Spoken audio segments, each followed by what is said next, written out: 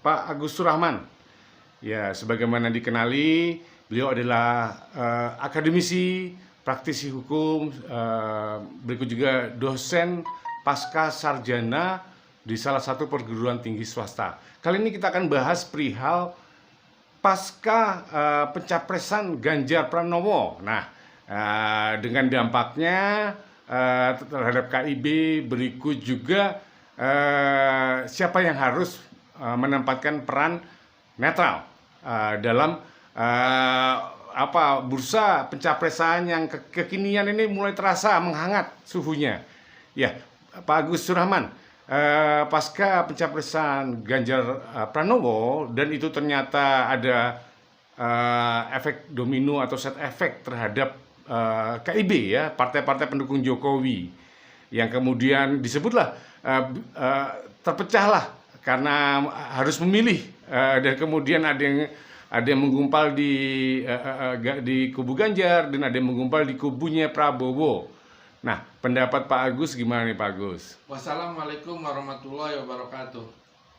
Waalaikumsalam. Ya, kan sesuai dengan wawancara saya yang pertama kan sebelum Lebaran, waktu itu saya mengatakan bahwa Bu Mega harus confident untuk mengambil sikap karena dia sudah punya boarding pass kan untuk menjadi menyalonkan calon presiden. Maka waktu itu kan sehari setelah wawancara itu kemudian ada suatu kejutan, tonjokan besar terhadap KIB sehingga KIB KIR sempoyongan ditonjok sama Ibu Mega.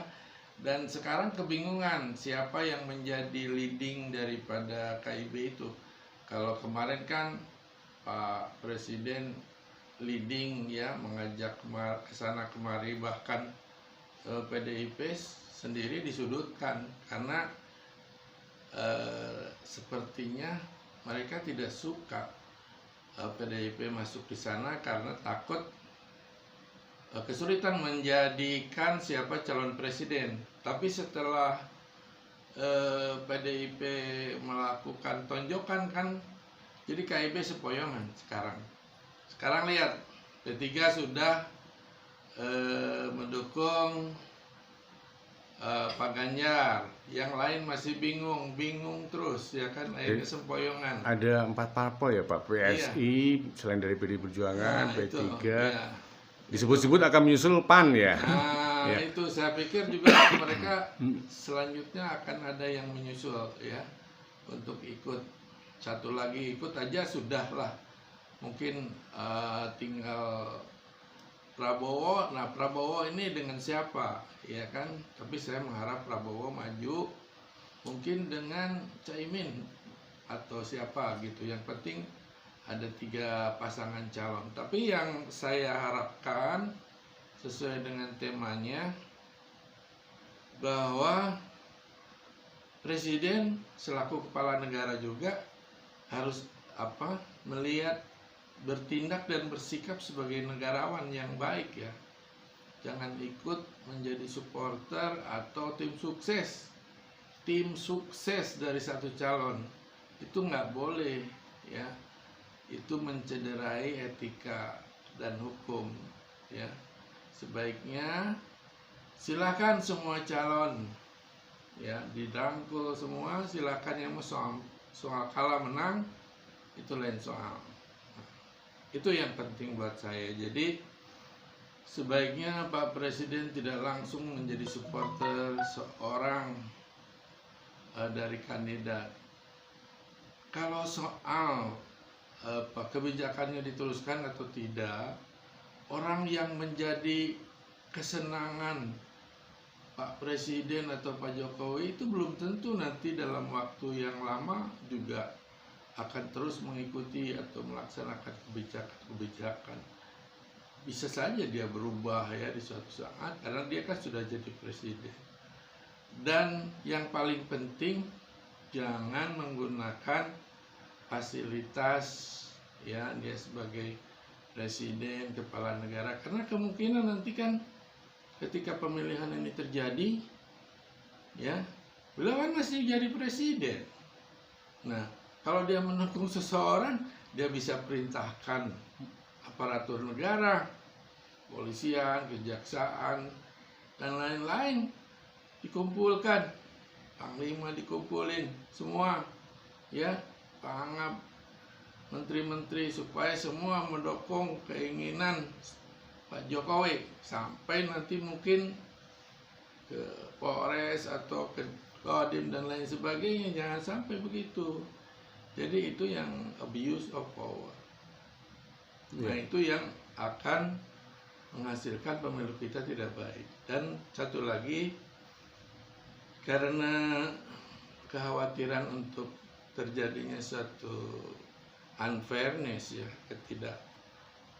ketidakjujuran, ketidakadilan atau kecurangan, saya pikir perlu dipikirkan komisi independen untuk memantau pemilu. Dan jangan hanya 1-2 ya, mungkin bisa juga 3.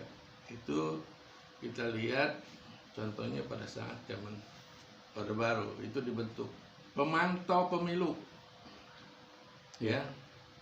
Itu karena di situ nanti bisa dilihat jujur atau tidak. Jadi dipantau pemilu ini, diawasi mulai dari keluarga, kartu keluarga tuh udah bisa dipantau dari sekarang. Apakah ada orang yang sudah mati masih tercantum di dalam kartu keluarga? Misalnya saya nih, ibu saya udah mati, ibu saya udah meninggal, istri saya udah meninggal, tapi masih tercantum di kartu keluarga. Jadi harus masing-masing kita nih, keluarga-keluarga nih, masing-masing cek kartu keluarga kita, lihat ada nggak potensi untuk disalahgunakan.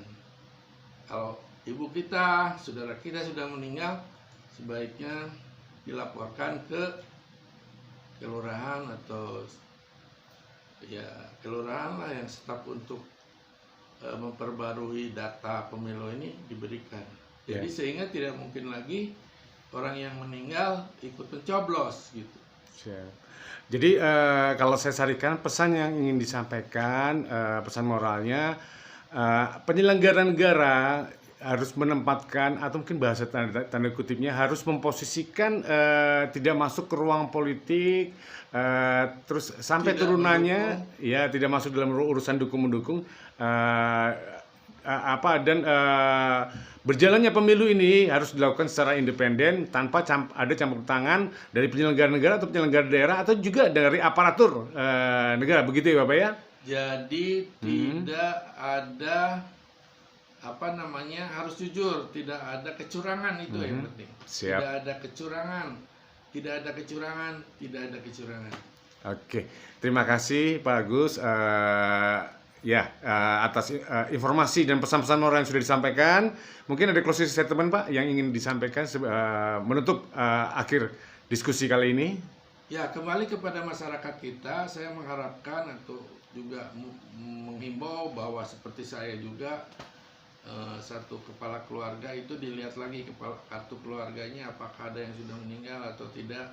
Itu dilaporkan sebenarnya, misalkan ibu saya udah meninggal, ya saya udah meninggal, istrimu udah meninggal, itu dilaporkan aja sehingga tidak lagi diberikan kartu suara untuk takutnya itu yang akan disalahgunakan. Karena kalau dari satu keluarga aja 2 orang bisa disalahgunakan, kalau dari 100 keluarga udah berapa? Nah, itu udah bisa terjadi kecurangannya mulai dari sana. Oke, siap. Terima kasih Pak Agus Surahman. Sukses selalu, sehat selalu, bahagia selalu, dan tetap semangat.